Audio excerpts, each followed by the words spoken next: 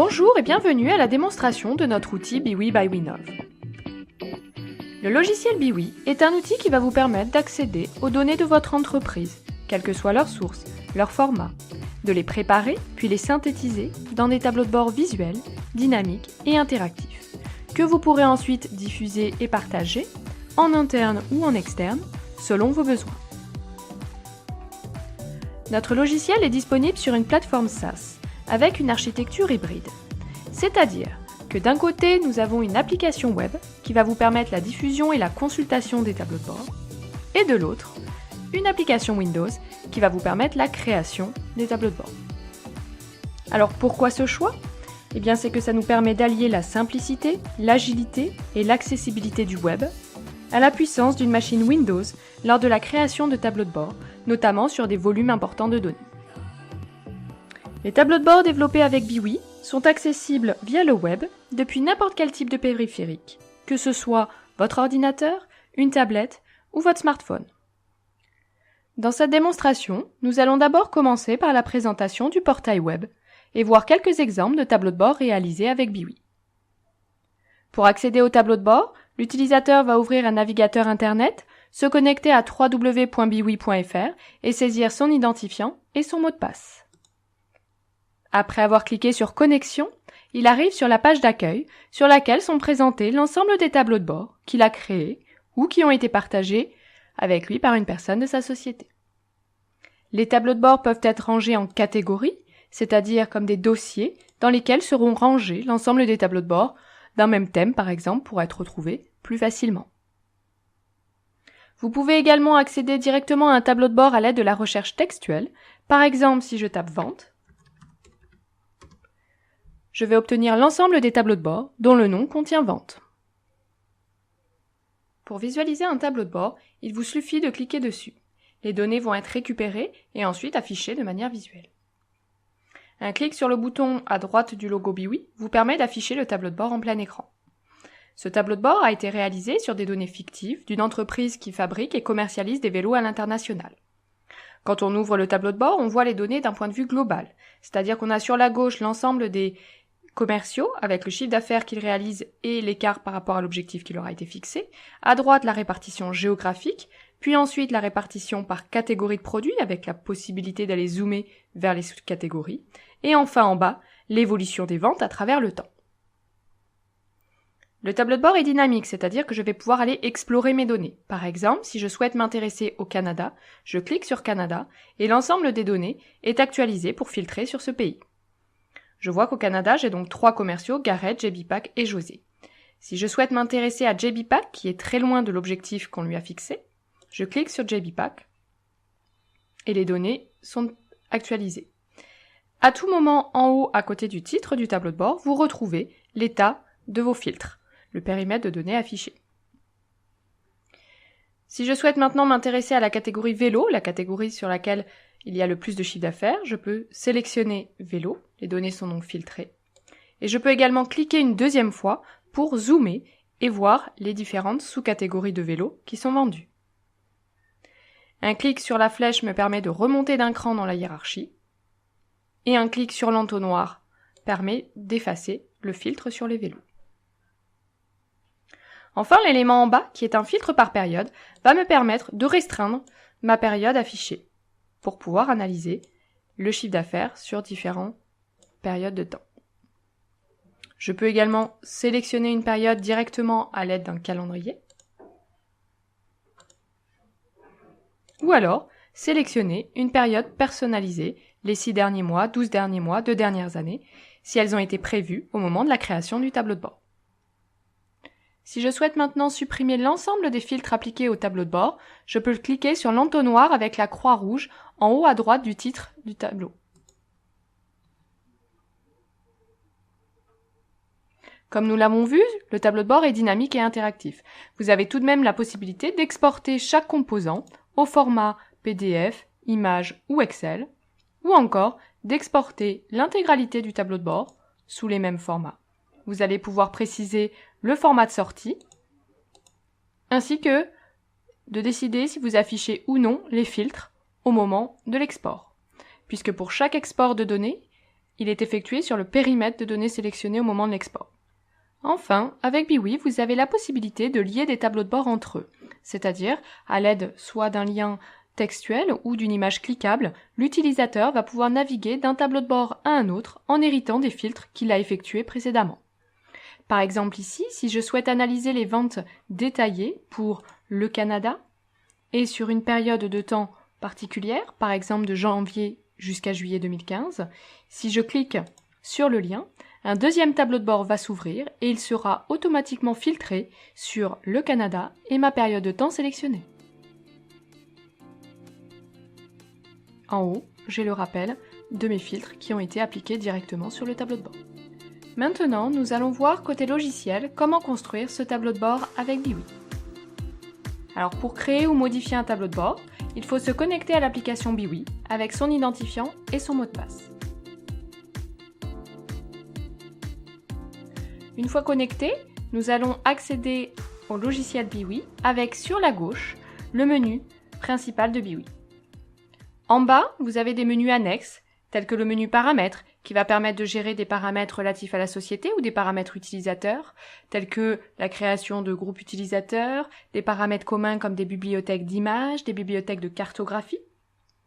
Vous avez ensuite un lien direct vers notre outil de support, un lien vers le guide utilisateur et ensuite l'onglet « Les derniers consultés » qui permet d'accéder rapidement aux derniers tableaux de bord sur lesquels on était en train de travailler. Un onglet « Favoris » qui permet d'accéder directement aux tableaux de bord qui ont été flagués en tant que favoris. Et après, les trois menus principaux pour la création des tableaux de bord. Mes connexions, mes sources de données et mes documents. Ce sont les trois composantes d'un tableau de bord. Tout d'abord, pour commencer, pour créer un tableau de bord, il faut créer une connexion. C'est-à-dire que vous allez donner à Biwi les informations nécessaires pour vous connecter à vos données. Vous allez pouvoir vous connecter à des données qui sont présentes dans une base de données, des données directement sur Internet, soit via les réseaux sociaux, ou alors des données provenant d'applications diverses, telles que des applications d'emailing, ou tout simplement à un fichier Excel. Un fichier Excel qui peut se trouver en local sur votre ordinateur, ou sur un répertoire FTP ou SFTP, ou encore un fichier Excel sur votre OneDrive ou Google Drive. Une fois que vous avez donné les informations de connexion à Biwi, vous allez pouvoir donner un nom à votre connexion et ensuite la partager si vous le souhaitez à d'autres personnes de votre société.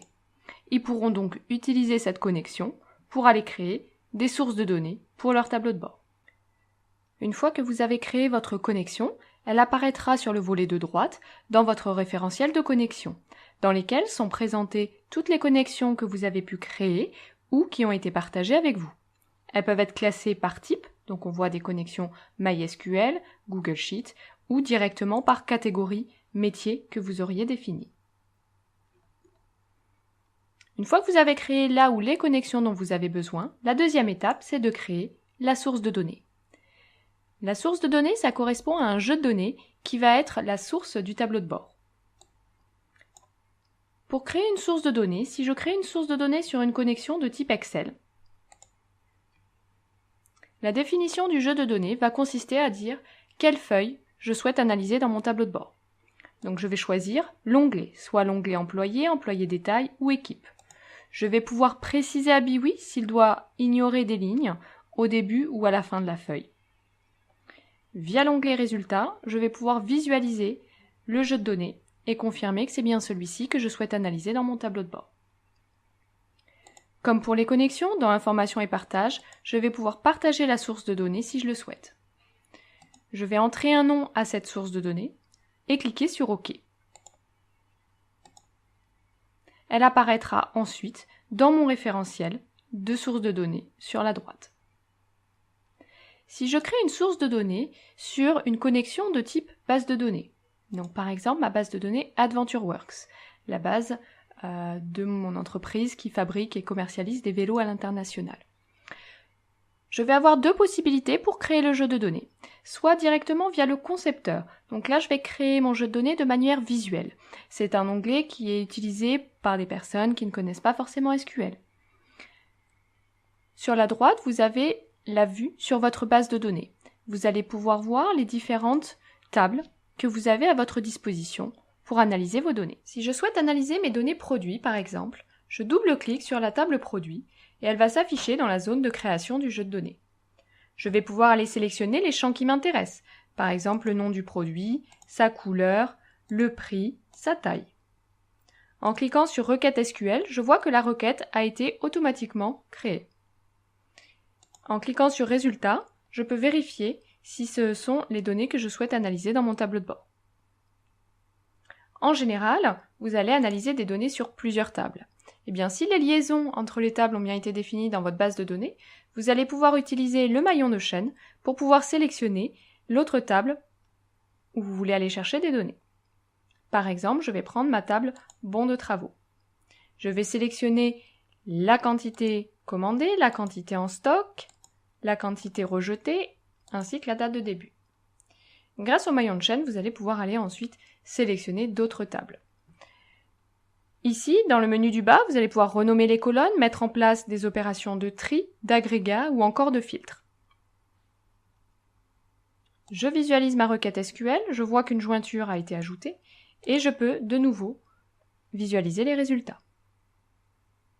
Une fois que cela correspond aux données que je souhaite analyser dans mon tableau de bord, je vais donner un nom à la source de données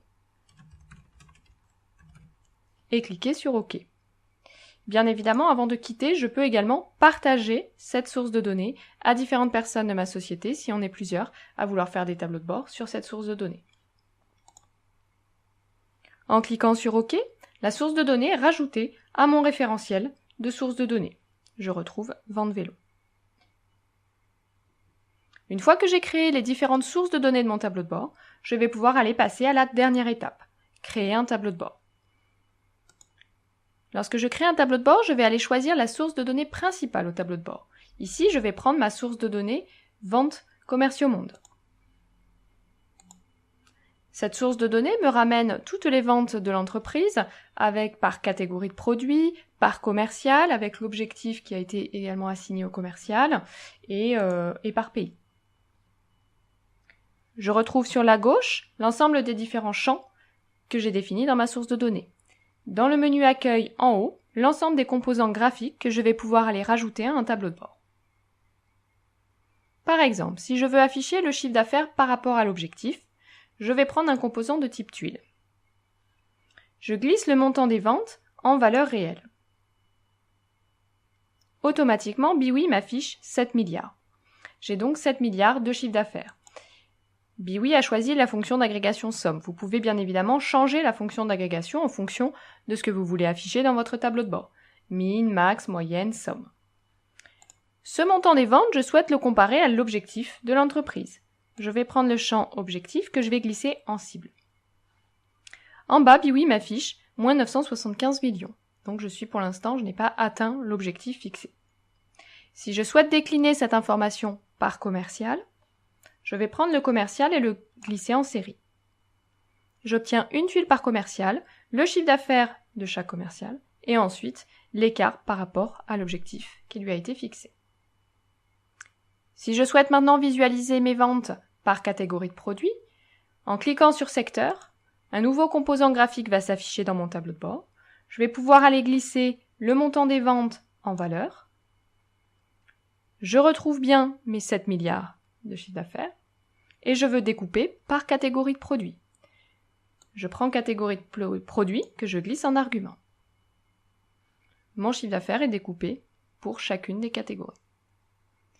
Maintenant, si je souhaite mettre en place du zoom pour passer des catégories vers les sous-catégories, dans le menu données, je vais activer le zoom et ensuite je vais prendre les sous-catégories que je rajoute en argument.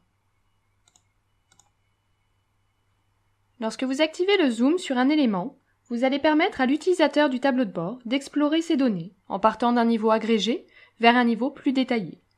Vous allez pouvoir y glisser plusieurs arguments, autant que vous le souhaitez, et vous n'avez pas forcément besoin d'un lien hiérarchique dans vos données. Par exemple ici, je peux décider de passer des catégories vers les sous-catégories, puis ensuite vers les pays, et enfin les commerciaux. Je sélectionne les vélos, j'ai mes différentes sous-catégories de vélos. Ensuite, je sélectionne Mountain Bikes, je vois la proportion vendue de ces vélos dans différents pays. Et ensuite, en cliquant sur United States, j'ai la répartition par commercial.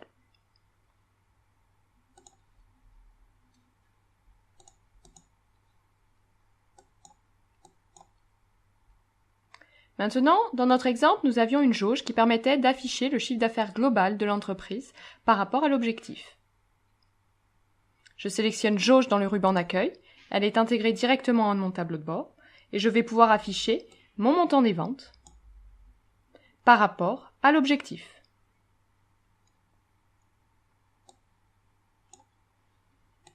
Dans le menu mise en page et style, qui est un menu contextuel, je vais pouvoir choisir le visuel de ma jauge. Donc je vais prendre une demi-circulaire et je n'affiche pas la légende.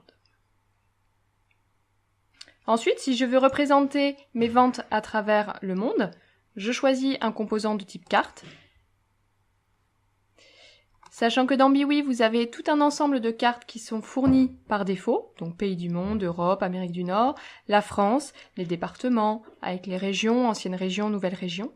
Et vous allez pouvoir importer vos propres cartes, puisque nous utilisons le format Shape, donc c'est un format standard, où vous allez pouvoir importer soit des cartes géographiques, ou même des cartes non géographiques. Nous avons déjà utilisé des cartes de corps humain ou de représentation d'entrepôts. Donc nous, ce qui nous intéresse, c'est la carte pays du monde. On veut représenter les ventes, donc le chiffre d'affaires, je prends montant vente que je mets en valeur, par pays.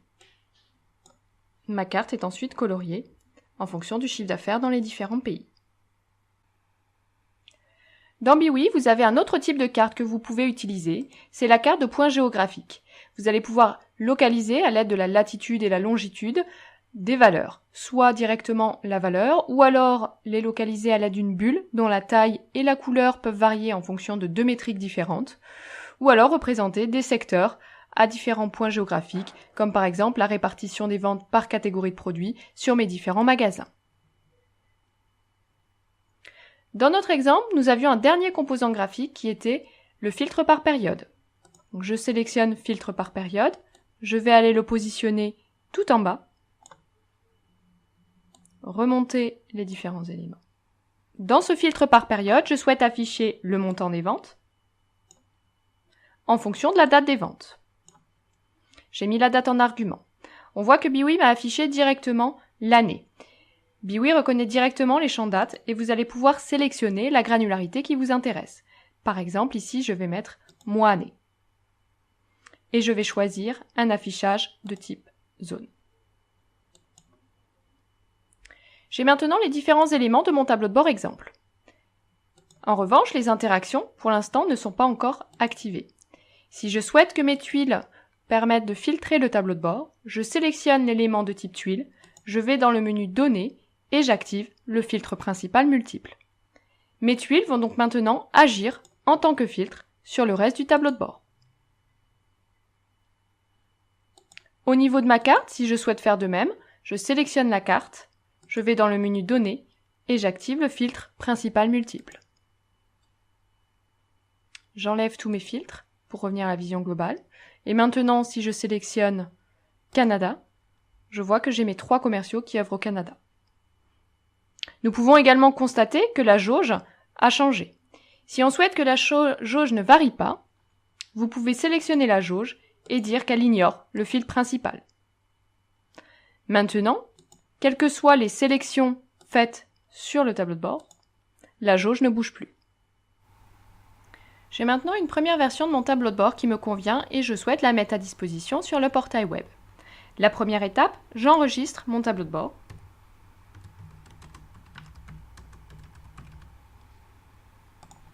Deuxième étape, qui n'est pas forcément obligatoire en fonction de votre source de données, c'est que je vais publier mes données.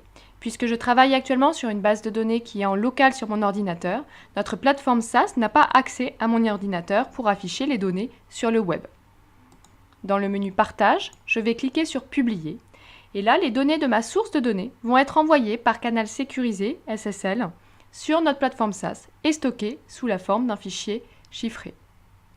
Maintenant, si je retourne sur le portail web, que je vais dans Mes documents, je vois sur ma page d'accueil le tableau de bord. Je peux cliquer dessus et l'ouvrir pour visualiser les données. Si je clique sur JBPack, je vois que les interactions sont bien opérationnelles. Pour l'instant, je suis la seule personne à voir ce tableau de bord.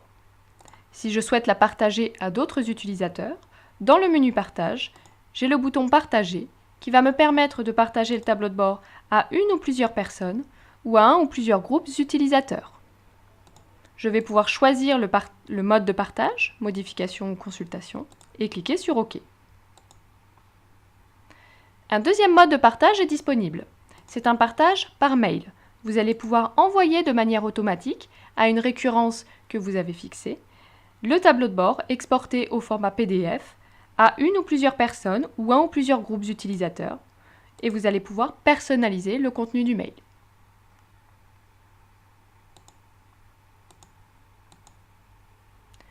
Pour la publication des données, qui est utile uniquement si vous travaillez sur des sources de données en local, si jamais votre base de données est accessible depuis le web ou si vous travaillez sur un OneDrive ou Google Drive, la publication n'est pas nécessaire.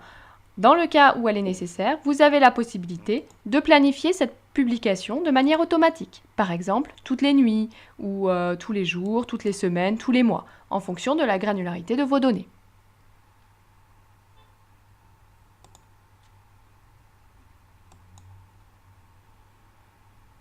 Nous avons maintenant fait un tableau de bord sur une seule source de données. Dans Biwi, vous avez la possibilité de rajouter d'autres sources de données.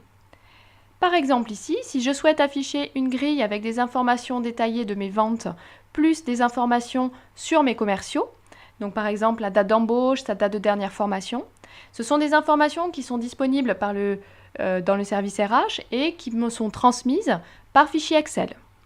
Et bien là, je vais pouvoir aller rajouter le fichier Excel. Donc au préalable, je crée ma source de données dans Biwi. Et là maintenant, je vais pouvoir faire une jointure avec ma source de données qui est là sur ma base de données locale. Je vais choisir ma source de données liste des employés et définir la clé de jointure. ID employé à gauche, ID employé à droite. Je clique sur Valider. Pour toutes mes lignes de vente, Biwi va aller chercher dans le fichier Excel s'il trouve le commercial correspondant. On peut voir sur la gauche que j'ai des nouveaux champs qui sont apparus.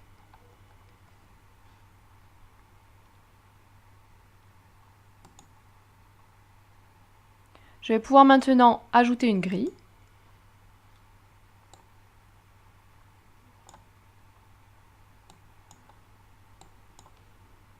Et là, je vais afficher le commercial, sa date d'embauche en mois-année,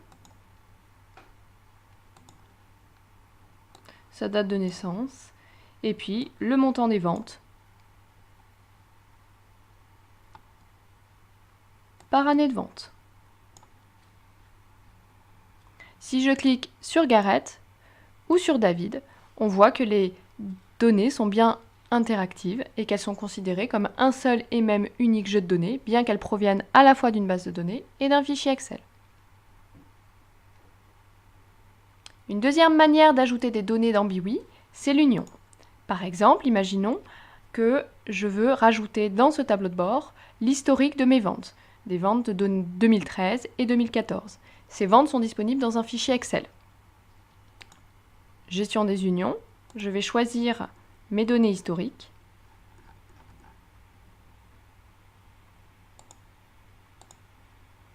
Et là, Biwi va aller rajouter à mon jeu de données initial les lignes de mon fichier Excel. Je constate maintenant que mes ventes sont de 2013 jusqu'à 2016. Une dernière façon d'ajouter une source de données, c'est de l'ajouter de manière indépendante. Donc là, en cliquant sur « Ajouter une source de données », vous allez pouvoir sélectionner une source de données indépendante. Par exemple, je vais prendre des données de production.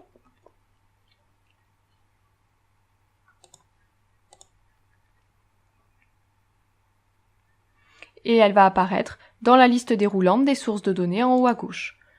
Dans un composant graphique, je pourrais travailler soit sur vente des commerciaux monde, soit sur suivi de production. Et je peux, par exemple, afficher sous la forme de tuiles mes quantités produites.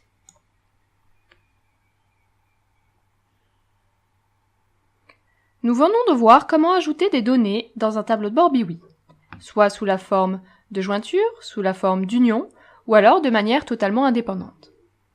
Un autre moyen d'ajouter des données dans un tableau de bord, c'est d'ajouter un champ calculé.